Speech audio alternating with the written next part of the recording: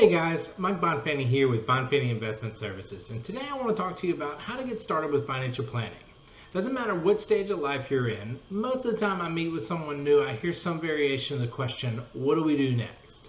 Young people who are really doing well but just haven't organized things yet, people whose kids are in college or just getting out of college and they realize it's time to focus on themselves. Or a lot of times I get it from people who are just like, I don't even care, I just don't want to go back in that plant or that office or whatever their case may be. So what do we do next? There's a lot of great information out there about paying off debt, building emergency funds, saving 15% of your income, and things like that. But the people I talk to still just aren't sure what to do. There just always seems to be a lot going on in their lives, there's a lot of opinions out there, and it's pretty easy to get confused. So first things first, take a deep breath. This doesn't have to be difficult. Grab a sheet of paper, do two things. Number one, write down all your assets and all your liabilities. What are your debts? Then write down what your income is and ballpark what you think your expenses are.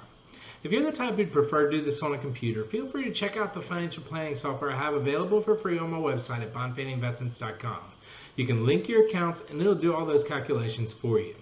Either way, it doesn't matter. This is your starting point. It's going to help you recognize what the strengths and weaknesses are in your financial situation. After this, draw a line underneath all that and write ideal situation. We're not setting a plan here, so don't get bogged down in the details. Just what does ideal look like? It doesn't matter what it is. Do you want some land with some chickens, a condo on the beach? Maybe you just want to build an outdoor kitchen. It doesn't even have to be long-term goals. Because life happens, you change jobs, you get married, some people get divorced, you have kids. That's why we want to work towards what ideal is, because anything that happens in between is going to change what your plan is and what you're doing.